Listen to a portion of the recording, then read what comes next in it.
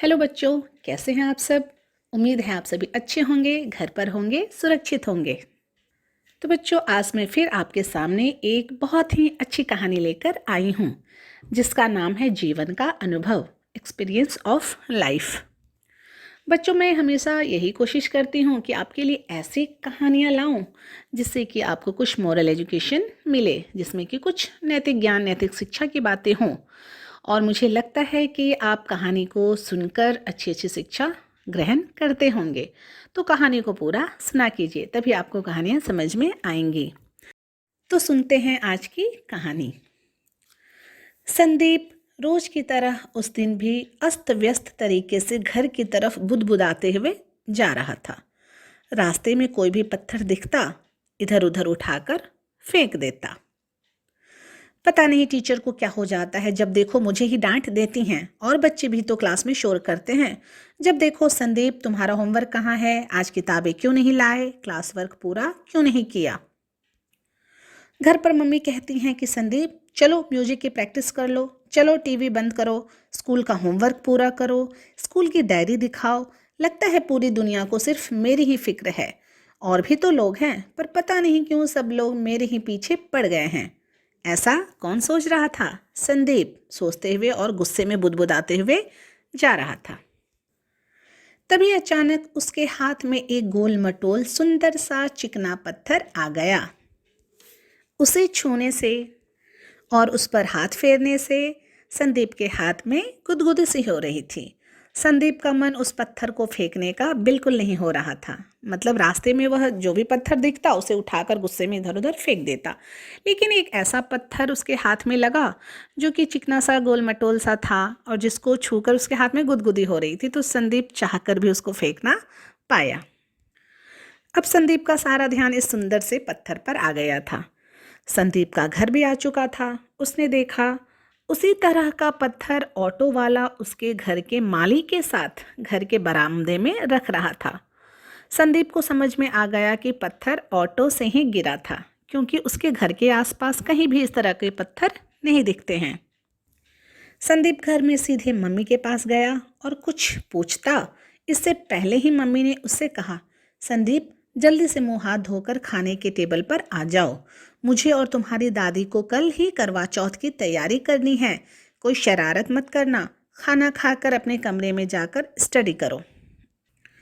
संदीप कुछ पूछना चाह रहा था, पर मम्मी की व्यस्तता देखकर चुपचाप खाना खाया और अपने स्टडी रूम में कुर्सी पर बैठकर उस सुंदर पत्थर को निहारने लगा, मतलब देखने लगा।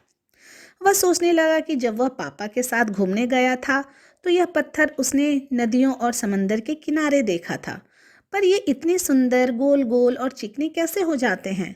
मैंने जो पत्थर देखे हैं वे तो बहुत खुरदरे और बिना शेप और साइज के होते हैं। यह सोचते सोचते संदीप सो गया। तभी उसे किसी के हंसने की आवाज़ सुनाई दी।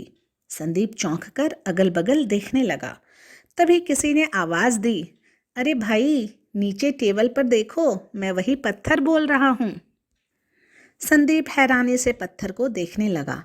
पत्थर ने कहा, ये बताओ तुम पत्थर इधर उधर क्यों फेंक रहे थे, किसी को लग जाती तो। संदीप सोचने लगा। तो फिर पत्थर ने पूछा, क्यों भाई क्या हुआ, जवाब क्यों नहीं दे रहे। तो संदीप ने कहा, आई एम सॉरी, आगे से गुस्से में इस तरह की गलती नहीं करूँगा। पर क्या करूं, सब लोग मेरे पीछे पड़े रहते हैं। संदीप ये करो, संदीप वो करो, काम पर ध्यान दो, स्कूल में टीचर और घर में मम्मी। पर ये बताओ तुम इतने सुडौल और चिकने कैसे हो, दूसरे पत्थर तो ऐसा नहीं होते हैं। ऐसा संदीप ने उत्सुकता से पूछा उस पत्थर से। यह सुन पत्थर थोड़ी देर तो चुप रहा, पर संदीप की उत्सुकता देखकर गंभीरता के साथ पत्थर बोला, देखो दोस्त, जीवन में कुछ पाने के लिए कई तरह की परीक्षाओं से गुजरना पड़ता है, तभी आप आम लोगों से अलग और ख़ास स्थान बना पाते हो।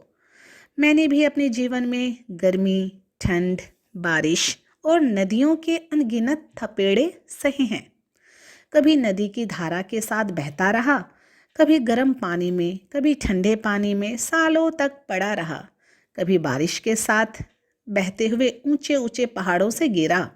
जिससे मेरे आकार रंग रूप में परिवर्तन आता गया और जिसकी वजह से अपने आप को मैं एक साधारण पत्थर से खास पत्थर में बदल पाया। नहीं तो मैं औरों की तरह किसी जंगल की झाड़ियों में पड़ा होता। इसीलिए जीवन में हर तरह की कठिनाइयों को एक चुनौती की तरह स्वीकार करना चाहिए और उसका सामना पक्के विश्वास के साथ करना चाहिए, ऐसा पत्थर ने कहा। तुम्हें अपने घर के लोगों, स्कूल में टीचर की बातें पसंद नहीं आती, परंतु तुम यह नहीं जानते कि वे हर वैसी बातें तुम्हें सिखाना चाहते हैं जो उन्होंने अपने जीवन में अनुभव से सीखी होंगी, जिससे तुम्हें अपने जीवन में किसी प्रकार की परेशानी ना उठानी पड़े। इतना कहकर पत्थर चुप हो गया।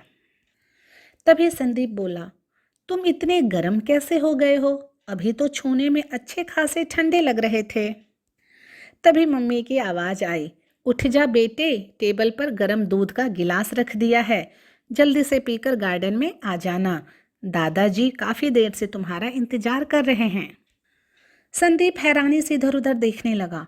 ये क्या, मैं तो सपना देख रहा था। संदीप ने पत्थर की तरफ देखा। पत्थर के सपने में कही हर बात संदीप को याद आने लगी। संदीप मुस्कुराने लगा। ऐसा लग रहा था कि उसे अपनी ही हुई गलतियां समझ में आने लगी और वह चुपचाप किचन में जाकर दूध का खाली ग्लास रखकर गार्डन में दादाजी के पास चला गया और उनके साथ मिलकर पौधों में पानी डालने लगा।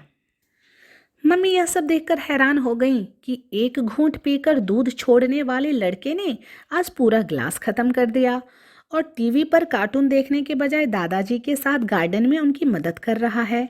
घर के सारे लोग हैरानी से संदीप को देख रहे थे।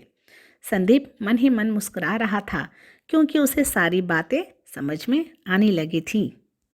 संदीप ने सपने में ही सही लेकिन एक पत्थर के जीवन का अनुभव को जानकर अपने जीवन में कई तरह के बदलाव लाने का प्रयास किया और अब उसे किसी से कोई शिकायतें नहीं रह गईं। तो बच्चों, देखा आपने किस तरह संदीप ने एक बेजान से पत्थर से अपने जीवन के अनुभव को सीखा। तो बच्चों, आप लोगों के मन में भी हमेशा शिकायतें होती हैं कि टीचर्स क्यों हमेशा हमें डांटते हैं, पेरेंट्स क्यों हमेशा हमारे पीछे पड़े होते हैं।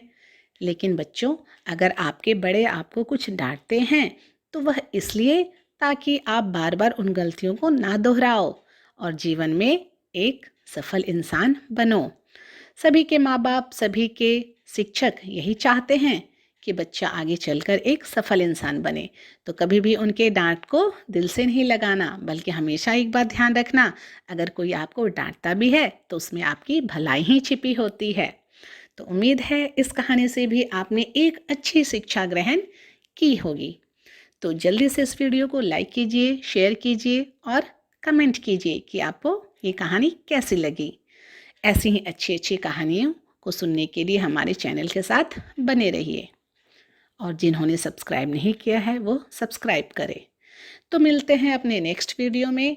तब तक घर पर रहिए, सुरक्षित रहिए। धन्यवाद।